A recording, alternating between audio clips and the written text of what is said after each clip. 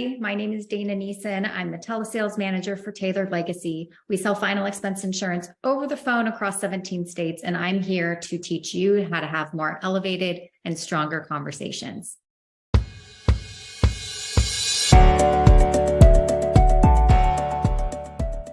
Now, I am here to talk to you today about a very important topic. This is something that I feel very strongly about. This is something that I think that if you are even considering not just getting into the life insurance industry, but considering getting into sales in general, someone has to tell you this. Someone has to sit you down and they have to tell you the reality of what to expect when going into sales. What I have noticed after listening to thousands of phone calls, after interviewing hundreds and hundreds of agents, I've come to the conclusion that people at their core, they want to help, right? They want to provide a product and a service that ultimately they can feel good about selling, and they know that the customer is going to receive a true benefit. So everybody has great intentions. And at the same time, you also want to be in an industry that has an opportunity to not just make you feel good about the product that you're offering, but also has the opportunity to generate you a significant income, right? We're not nonprofit organizations. We're not here to go broke while trying to help someone protect their family. We also want to serve and make money at the same time. Okay, there's nothing wrong with that. That is why we are in the business of sales, because we can determine our own income, right? We aren't capped with a salary. We aren't capped at a certain earnings potential. You don't have a quota you have to hit. But all of that being said, there is a mentality happening right now. A lot of people who want to help, who want to serve, are also afraid. They're afraid of themselves. They're afraid of crossing over the line from being a helpful customer service representative to being a pushy used car salesman, right? This is the reality. This is where we're at. Nobody wants to be sold and pushed into something they're uncomfortable with, and nobody wants to sell in a way that makes people feel that they're being pushed or forced into doing something they don't want to do. So when you hear the word no, or when you get resistance on a sales call, you cannot cower down to that, right? Because what that does to you is a couple of things. A, you're not doing your customer any favors by just letting them off the hook with whatever excuse they want to give you, but you're not doing yourself any favors either, right? You came into this business to make an income, and you need to commit to yourself to get over your own fears, just like we help our clients get over their own fears. And you need to learn the right sales skills that will ultimately make you successful. Too many people get into sales with a customer service mentality, and I can identify that right away when I get on the phone with someone and I can hear that the way they talk, and I can hear their motivation behind selling. And even with interviews, when I talk to people and they're very wishy-washy about, well, I don't know, I'm going to think about it. Anytime I hear that from an agent, the first thing I say is this: look, I understand you take all the time that you need to make the right decision that makes sense for you. But do I have permission to be direct with you right now? Right? They're going to say yes. That's called a mini invitation. That's one of the things we teach in sales. And when they say yes, I show them a mirror of a little bit about who they are and about what I can predict their sales experience will be like. I'll ask them, are you the type of person in general that doesn't like to make a decision before thinking about it first? And usually they'll say, well, yeah, that's usually the case. And then I'll say, well, then I want you to know that that is exactly how it's going to be for you when you speak with your customers. People that are more likely to think about things before they make a decision are also the same people that are likely to let their customers think about it Think about that for a second. If you are the type of person that needs to think about things before you make a decision, that means no one has inspired and motivated you enough to move that needle for you to get you to say yes, to help you make that buying decision. The same is true for your clients. If you need to think about things, you are going to let your customers think about things. And it's going to make you feel uncomfortable to push them over the edge, to help them make the decision to say yes. I am comparing this opportunity with customer service because you cannot come into sales, any sales environment, with the mentality that you are here to help and that's where it stops. If you stop helping after you give the information and you give your customers all the time in the world to think about it, ultimately your customer doesn't have the support that they said that they wanted to protect their family, and you don't have any income. How is any of this making any sense?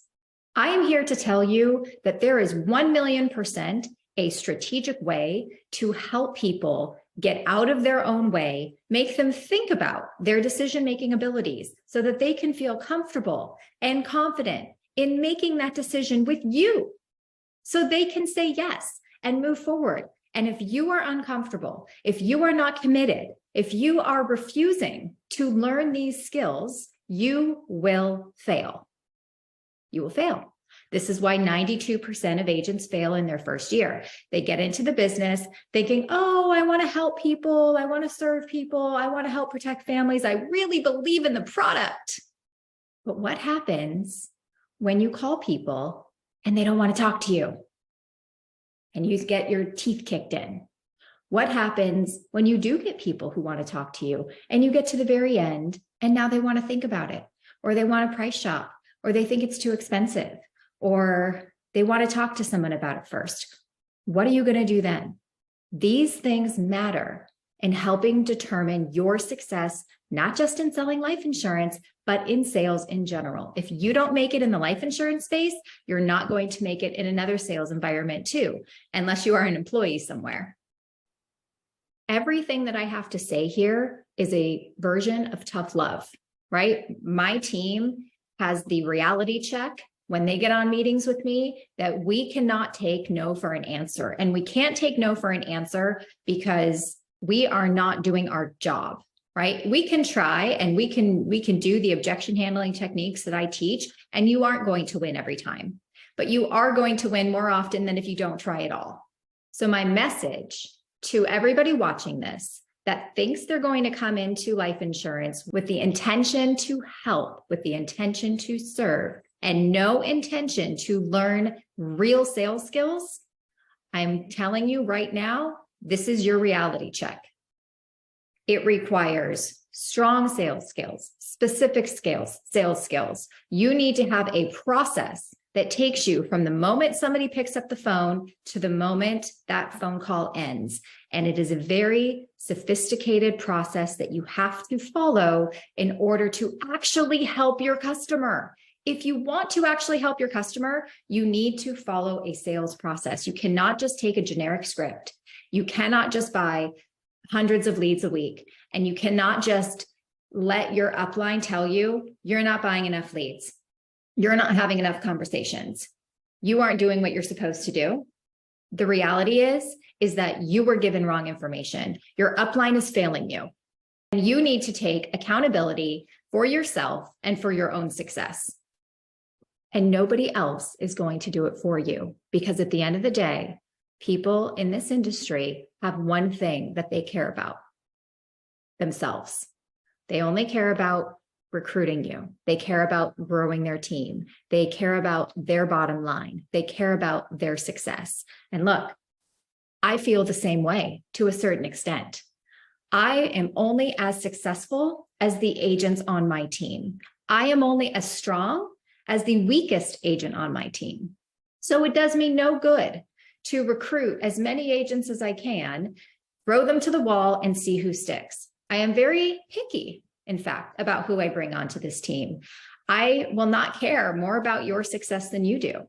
So you can say all the right things, you can do all the right things, but unless you actually implement what you're learning, you will still fail. So ask yourself this question. Did something that I said today trigger something inside of you to want to lash out at me, to tell me that I'm wrong, to tell me that what I'm saying is crazy? Or did something trigger inside of you that says, you know what, you're right? It's not just about buying thousands of leads. It's not just about having enough conversations. Guess what? You don't have to get your teeth kicked in order to be successful in this business. You don't have to work 7 days a week, 15 hours a day to be successful in this business. What you need is the right sales skills, period. That is what is missing. And if you don't find an opportunity, if you don't invest in yourself to get those skills, or if you don't find a mentor that will take the time and hold your hand and teach you and show you the way to success, you will fail. Because ultimately, you might have some success early on converting some business, but then what are you going to do when the chargebacks come in? Are you going to be able to sell enough to sell through those? What are you going to do when your policies don't get approved?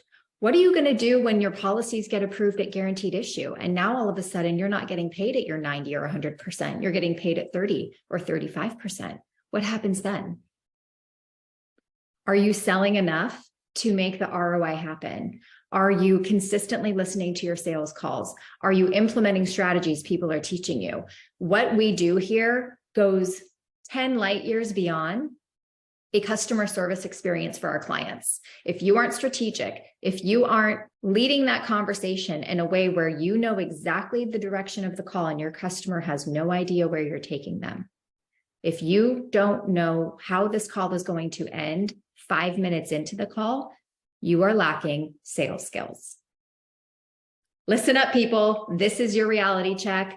I am here to help you. I am here to tell you that if my team isn't a good fit for you, that is okay. You need to find a place, a home, an opportunity, a sales training course that will show you the way. Without that, without the ability to move and inspire people to get out of their own way and give them a reason to say yes, you will not be as successful in this business as you want to be.